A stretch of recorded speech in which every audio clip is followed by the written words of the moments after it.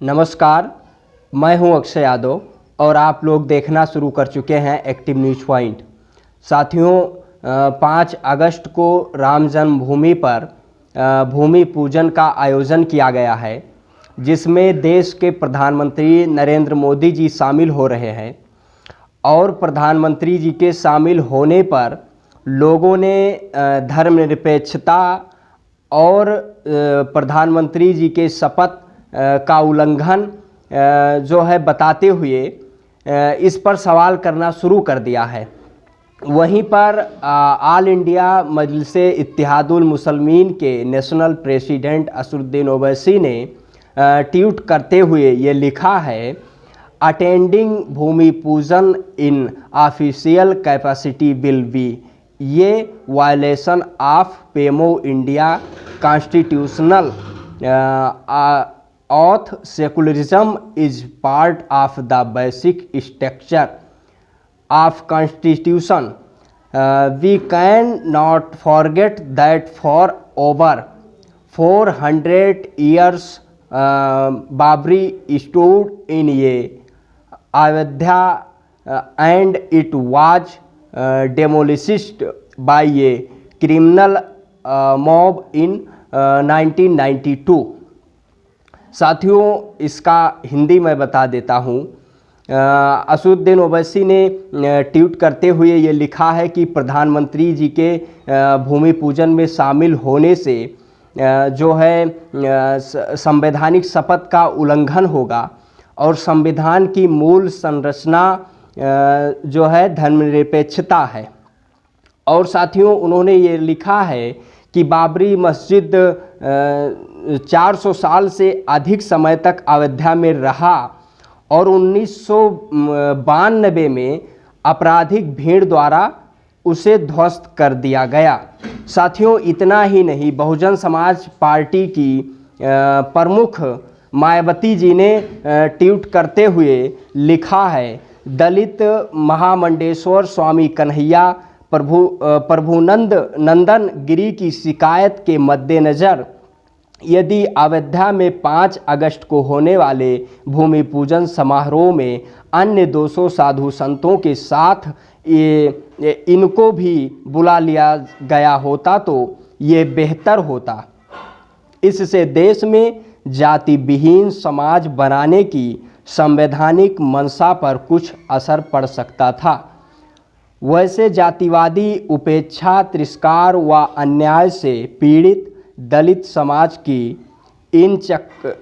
समाज को इन चक्रों में पड़ने की बजाय अपने उद्धार हेतु श्रम कर्म में ही ज़्यादा ध्यान देना चाहिए व इस मामले में भी अपने मसीहा परम पूज्य बाबा साहब डॉक्टर भीमराव अंबेडकर के बताए रास्ते पर चलना चाहिए। यही बीएसपी की इनको सलाह है।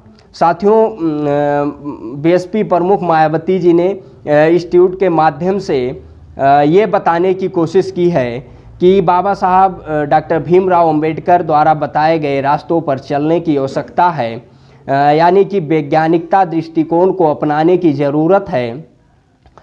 जातीय भेदभाव और उत्पीड़न को ध्यान में रखते हुए दलित समाज को मंदिर और मंदिर के चक्कर में ना पड़कर उन्हें अपने हक अधिकार और हिस्सेदारी, भागीदारी और प्रतिनिधित्व पर ज़्यादा ध्यान देना चाहिए। अपने आर्थिक और सामाजिक और राजनीतिक स्थिति को बेहतर करने के लिए ध्यान देना चाहिए, जो कि साथियों बाबा साहब द्वारा ये बताया गया रास्ता कि वैज्ञानिकता दृष्टिकोण को अपनाते हुए इन सब चीज़ों पर ध्यान देना चाहिए। वहीं पर साथियों, बामसेफ के नेशनल प्रेसिडेंट वामन मेश्राम जी ने 5 अगस्त को भूमि पूजन के दिन उन्होंने काली पट्टी निषेध आंदोलन का आह्वान किया है कि उस दिन भूमि पूजन के दौरान पूरे देश भर में बामसेफ के लोग या उसमें बामसेफ को मानने वाले लोग जो है काली पट्टी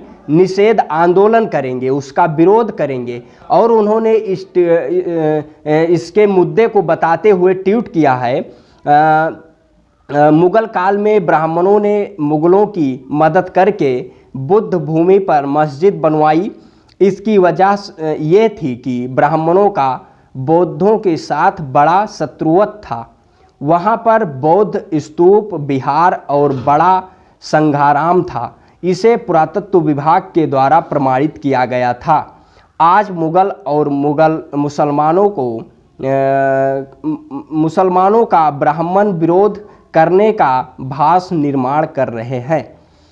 उसका कारण अनपढ़, अशिक्षा, अजागृत SC ST OBC का राजनीतिक उद्देश्य के इस्तेमाल करने के लिए कर रहे हैं। वहीं वह भूमि राम जन्म भूमि नहीं है, वह बौद्ध भूमि है। बुद्ध का वहाँ पर स्तूप है, विहार है, संघाराम है, ऐसा पुरातत्व विभाग ने अपने रिपोर्ट में लिखा है। वहाँ पर पुरातत्व को राम मंदिर से संबंधित एक भी सबूत नहीं मिला।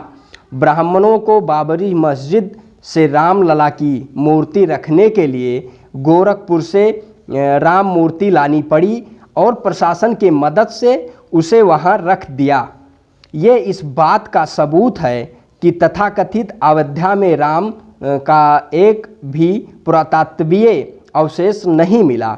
इलाहाबाद के हाई कोर्ट के आदेश पर बाबरी मस्जिद के नीचे पुरातत्व विभाग ने जो खुदाई की, उसमें जो पुरातत्वीय वस्तुएं मिली, उसकी जो लिस्ट पुरातत्व ने दी है, जिसके हमारे पास सबूत हैं, उससे सिद्ध होता है कि वह वस्तुएं पुरातत्वीय थीं और बौद्ध की हैं और मौर्य काल में बनाई गई थी। साथियों, इन सब तमाम मुद्दों को लेकर इसका जो है विरोध हो रहा है और जो है ये इससे इन सब चीज़ों से ये निष्कर्ष निकल रहा है कि जो वहाँ राम मंदिर निर्माण होने जा रहा है या भूमि पूजन हो रहा है, वहाँ पर देश की समस्याओं का उससे समाधान नहीं हो जाएगा।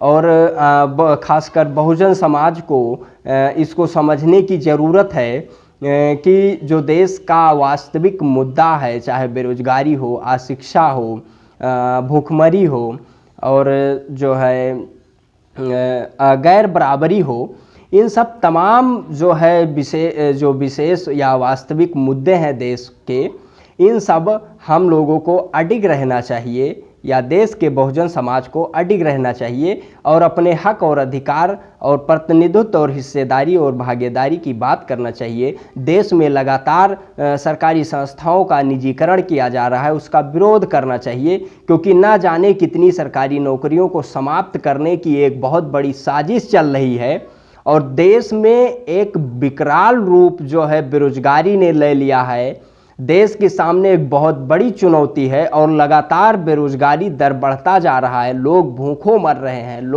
लोगों को इलाज मुहैया नहीं कराया जा रहा है। हम लोग सोच सकते हैं वैश्विक फैली महामारी के दौर में किस तरीके से देश भर में अस्पतालों के क्या हालात हैं। भारतीय जनता पार्टी ने अपने शासनकाल में 500 भाजपा कार्यालयों का निर्माण कर लिया और 400 कार्यालय निर्माणाधीन है और भारतीय जनता पार्टी ये आश्वस्त कर रही है कि आने वाले 2 वर्षों में हम हर जिले में भारतीय जनता पार्टी का कार्यालय स्थापित करेंगे। लेकिन सवाल ये उठता है मित्रों कि क्या भारतीय जनता पार्टी इतनी मजबूती से ये कह सकती है कि हमने देश भर में इतने अस्पताल बनाए, इतने कॉलेज बनाए, इतने स्कूल बनाए? नहीं कह सकती है, क्योंकि हम लोग समझ सकते हैं कि ये सरकार लगातार संविधान के मूल संरचना पर, मूल ढांचे पर प्रहार कर रही है और लगातार आरक्षण विरोधी, जन विरोधी नीतियां लाकर ये भारतीय जनता पार्टी लोगों को लुभावनी योजनाओं में उलझाकर लोगों को गुमराह करने का कार्य कर रही है। तो हम लोगों को इस पर विशेष ध्यान देना चाहिए और हम लोगों के देश के वास्तविक मुद्दों पर अडिग रहना चाहिए और सरकार से सवाल करना चाहिए, क्योंकि राम मंदिर बन जाना ही इन सब मुद्दों का समाधान नहीं होगा।